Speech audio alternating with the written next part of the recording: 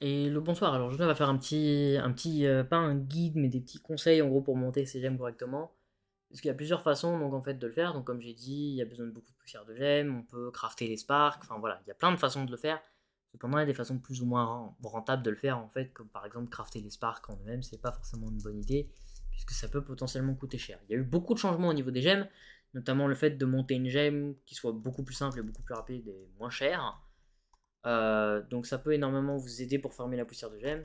Mais en gros, le fonctionnement, ce qu'il faut garder à l'esprit, c'est que comme les gemmes sont plus simples à monter, d'un autre côté, c'est parce que la difficulté qu'il y a après le niveau 25 sur une gemme cristalline est augmentée, dans le sens où elle va à peu près stagner et être un tout petit peu plus difficile qu'avant pour monter une gemme de niveau 24 à 25 par exemple. Ça signifie simplement que ça va être un bon gros coup de grinding, ça va être pour ainsi dire, comme à la sortie des gemmes, ça va être un gros grind très long de monter toutes ces gemmes à fond. Ça va être la même chose là, ça va être un long grind dur, va falloir avoir de la patience. C'est tout. En gros, je pense que pour vraiment bien monter ces gemmes, ce qu'il va falloir faire, c'est, dans un premier lieu, je me mets dans la tête, dans le mindset de quelqu'un qui débute entre guillemets le jeu. Vous arrivez à la capacité d'aller en Uber 9. Ce que vous devriez faire, c'est farmer vos gemmes stellaires, les monter, niveau aussi haut que possible, même jusqu'à niveau 25 si vous pouvez. Et à partir de là, essayez d'avoir des gemmes cosmiques avec des procs sur la lumière pour avoir donc les 6000 de lumière. Ensuite, ce qu'il faut faire, c'est simplement atteindre les 30 000 de pouvoir. Et ensuite, vous pourrez aller en Uber 11. Là, ça devient intéressant parce que ce qu'il va falloir faire, ça va être de farmer les donjons qui seront plutôt compliqués. Donc, il va falloir bien build son perso et bien savoir comment jouer. Donc, ça, les guides de build et les guides de gameplay, ça va être à votre service. Donc voilà. En gros, simplement, ce qu'il va falloir faire, c'est encore une fois farmer ces boîtes de gemmes en Uber 11 qui vont vous donner minimum des gemmes stellaires. Et avec de la chance, une proc rare, en gros, ça va vous donner une gemme cristalline. Et ces gemmes-là, donc quand vous allez les recycler, vous aurez des sparks, des étincelles en gros.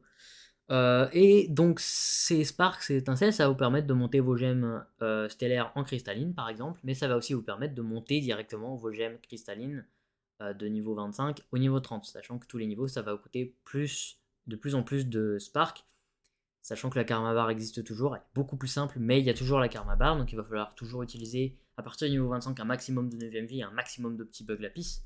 Il va falloir rentabiliser un maximum le jour des gemmes en augmentant donc soit en augmentant les gemmes cristallines que vous tomberez au niveau 25 plus, donc par exemple au niveau 26, 27, je crois qu'il est très rentable comme niveau pour les recycler et avoir plein de sparks d'un coup. Ou autre possibilité, c'est littéralement farm à fond la poussière de gemmes pour crafter directement les sparks vu qu'ils ont été un petit peu nerfs et que la quantité de poussière de gemmes que vous allez avoir est juste phénoménale. En revanche, ça va coûter énormément de flux de faire ça, puisqu'il faudra monter donc la gemme, c'est un petit peu chiant. Autre chose que vous pouvez faire, c'est recycler directement la gemme cristalline dès que vous en ramassez une, pour ensuite donc farmer ces sparks, il va falloir beaucoup de sparks pour crafter un convertisseur, et ce convertisseur de gemmes stellaires en cristalline. Petit truc que vous pouvez noter, c'est que dans l'onglet gemmes, donc il n'y aura plus le régénérateur, donc on pourra changer, remplacer les gemmes comme on voudra. Mais par contre, il y aura un Crystal Gem Converter, donc c'est littéralement 15 000 crédits, 15 000 qubits ou 1500 crédits pour passer une gemme de stellaire en cristal. C'est cette même chose dont je parlais juste avant, c'est pour crafter, euh, c'est-à-dire c'est 12 sparks de chaque